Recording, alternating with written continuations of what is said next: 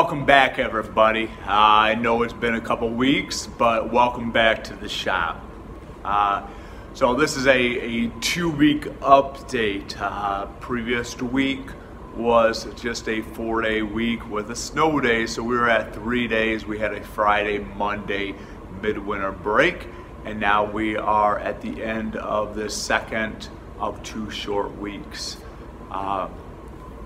These have been the hardest, longest short weeks of my teaching career. I'm tired, exhausted. I feel like we're a little further ahead, but the rules have changed. So let's dive into it. So you're gonna see a lot less cutouts than I have put in previous videos. The simple truth is, over the last 2 weeks, we are now full-time students, face-to-face, every day. And I am pretty excited about that, but the rules have now changed.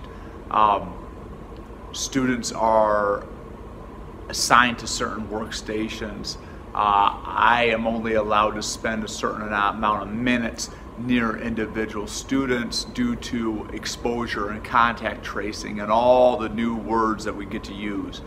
So the rules have changed with this many students in a room. It's go, go, go, go, go. There's not much time to even pull the camera out or to pull out. There's no time. You are scrambling. But with that being said, the students are now at that spot where they've assembled their shelf.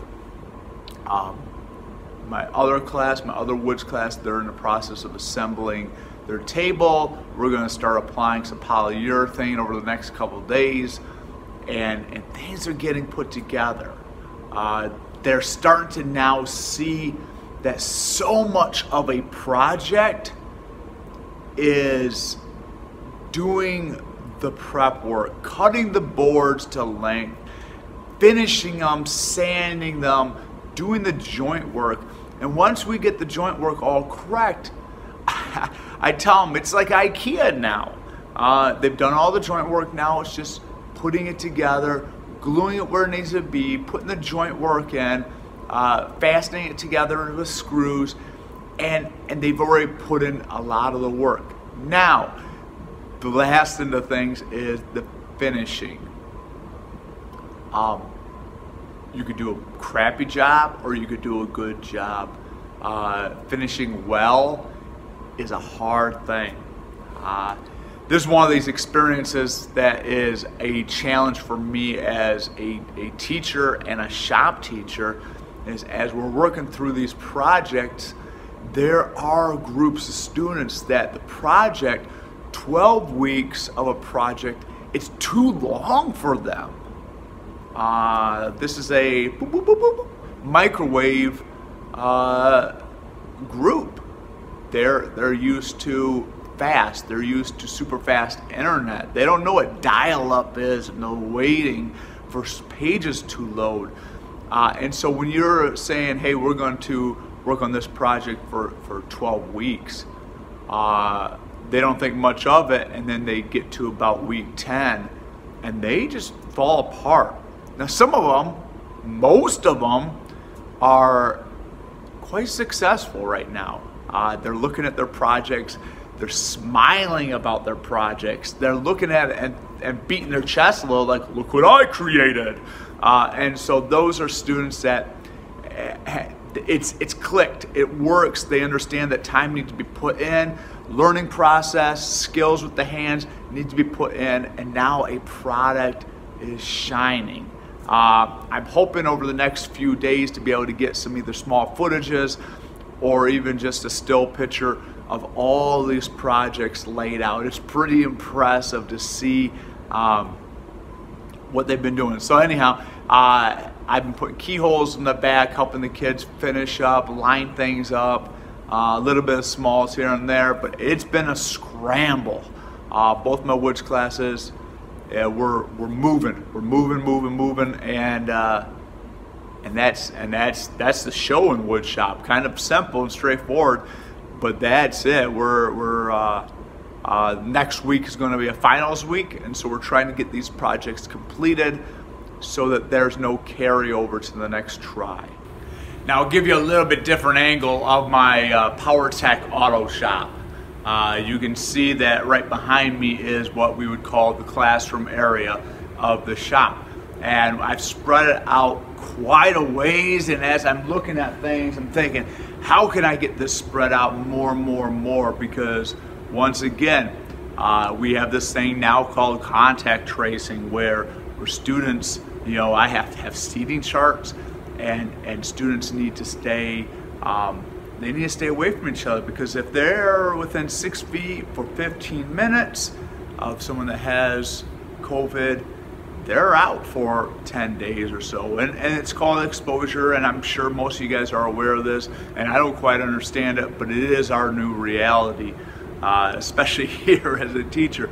And so that has been a challenge, is trying to figure out how far can I spread things apart, because I got classroom area, I've got workbenches down there, and some of this infrastructure just takes up space. It takes up real estate, lots of square footage.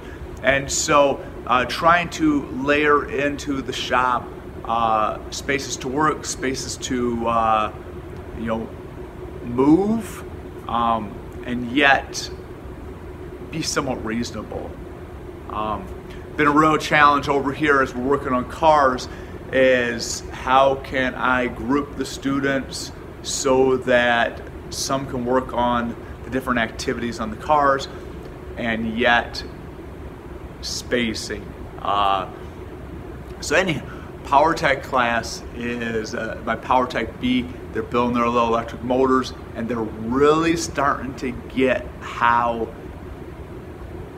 a mental lapse on one step ruins the project. And then they get to play troubleshooting. Okay, where did I mess up? Where did I,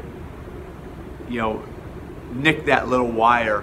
And so they're starting to get a little more detail oriented.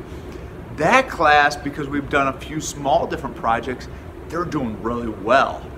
Now my PowerTech A class, a lot like what I talked about in the wood shop, where some of these projects are almost too long for them. We're starting to see some students that they've been working on these small engines for several weeks now, and they're starting to crumble a little bit, where it's just too long of a project. If we could compress it into a week or 2 weeks of 2-hour sessions, they'd be doing a lot better. And so this is a struggle that I deal with, because I have some students, a majority of the students, that they're having fun. They are having so much fun. They're learning stuff. They're knowing tool names, part names.